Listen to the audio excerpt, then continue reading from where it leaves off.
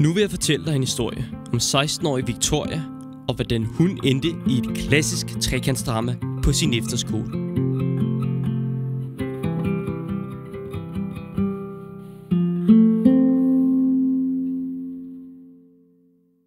Kapitel 1. Mødet med fjenden. Det er onsdag eftermiddag. Victoria var på vej mod opholdsstuen for at mødes med hendes bedste veninde, Eva. Men hun blev mødt af et uventet syn. Ja, det er helt vildt. Altså, de andre har kun vundet 1 pris og sådan noget. Han har vundet 4 priser. Hej.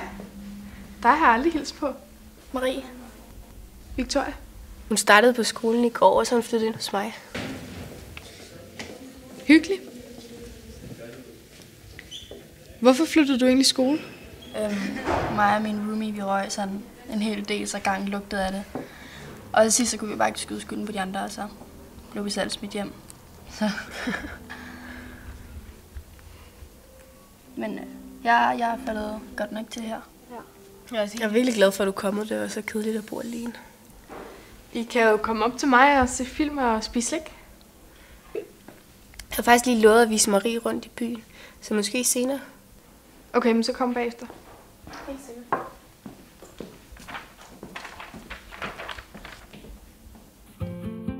Kapitel 2. Brændt af. Victoria sad i timevis på sit værelse, men ventede forgæves på Eva og Marie. Victoria begyndte at spekulere over, hvad Eva så i hende, den nye pige.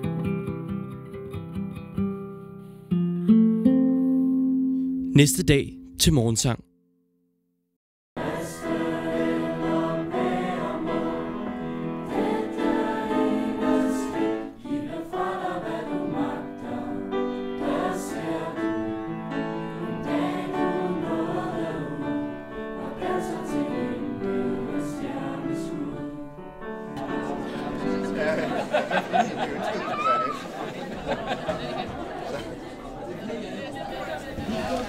Eva, kan vi lige tale sammen?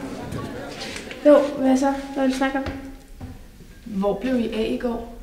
Nå ja, det var fordi mig og Marie lige skulle vaske tøj, og så trække det lidt ud. Var det bare det? Eva, vi havde altså en aftale. Undskyld, jeg vidste ikke, du regnede med det, men kan vi snakke sammen senere? Jeg har lige en aftale med Marie. Okay?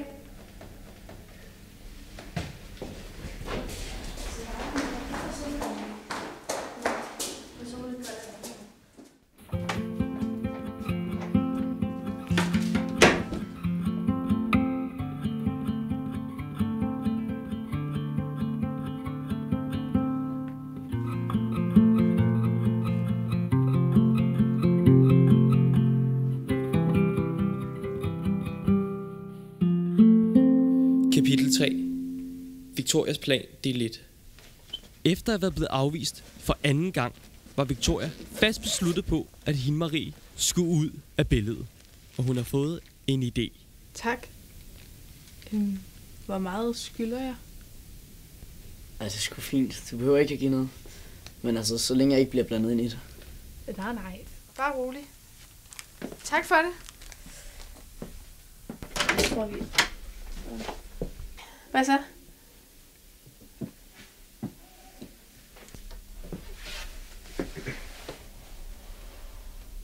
Jeg har slået sengene sammen. Det var faktisk min idé. Jeg følte bare, at det var lidt bedre sådan. Ja, helt sikkert. Der er så meget mere plads. Hvorfor tænker vi egentlig aldrig på det? Men har I to boet sammen? Ja. Har du aldrig fortalt det? Altså, det der, det plejede at være min seng. Men nu er jeg blevet flyttet ind et andet sted. Og så bor du her. Hvad skete der da? Altså, lærerne, de opdagede, at vi var taget ud efter aftentjek. Og så sagde de, at enten skulle vi begge to smides ud, eller så skulle vi skilles ad. Og det blev så det sidste. Ej, hvor nederen. Faktisk så har mig og Eva sådan en klub. Og hvis man skal være med i den klub, så skal man gå ned og nøgenbade på stranden efter aftentjek. Ej, seriøst? Jeg vidste slet ikke, I gjorde sådan noget. Det gør vi egentlig heller ikke. I hvert fald ikke længere. Du kan da godt være med, Marie. Altså, vi kan jo gøre det i aften. Hvad siger du, Eva? Jo, altså, hvis du rigtig gerne vil, så kan vi godt. Jeg synes måske Ej, bare, hold nu op, Eva. Det var da mega grineren, da vi to gjorde det sammen. Jeg synes, at vi skal lade hende gøre det, hvis hun gerne vil. Så det er en aftale. Vi ses her efter aftentjek.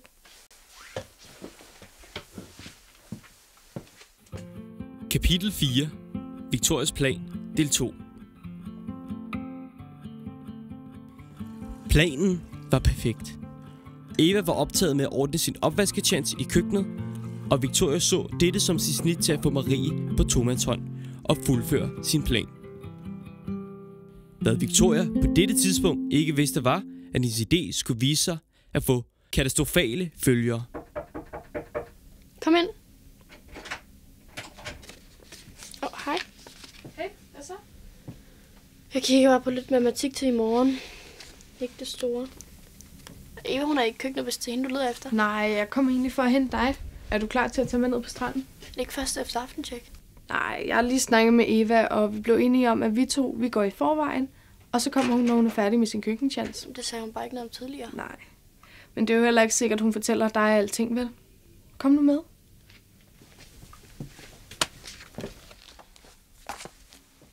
Kapitel 5. Uden Eva. Victoria førte Marie ned mod stranden, imens Eva færdiggjorde sin køkkentjans. Uvidende om, hvad der udspiller sig imellem hendes to veninder. Jeg forstår altså ikke, hvorfor jeg skal have bind for øjnene. Skulle vi ikke bare nøgenbade? Jo, men altså, man skal bare have bind for øjnene. Det er en del af ritualet. Du vil jo gerne være med, ikke? Kapitel 6.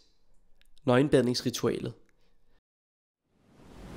Mens Marie begyndte at afklæde sig, ville Victoria placere posen med pot i hendes jakkelomme. Bringe hende sikkert hjem til skolen og sladre til lærerne om posen.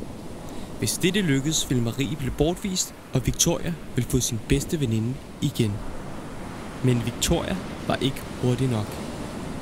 Marie lurede hurtigt Victorias plan og gik straks i gang med at nedgøre hende på det groveste. Hun er glad for, at I var på skilt fra hinanden. Så ved du hvad, Victoria, du er faktisk alene nu. Stop. Der er ikke nogen, der gider dig. Hvad hun ikke vidste var, at Eva var ankommet til stranden og havde overhørt hele Maries hånende tale. Og i det Eva tog aktion og prøvede at stoppe seancen, skete der noget uventet. Kapitel 7. Spillet er ude.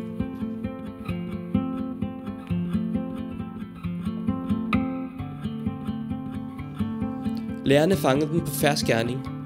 Marie fik en chance, men så heldig var Victoria og Eva ikke. Og her sidder de så og venter på bussen hjem.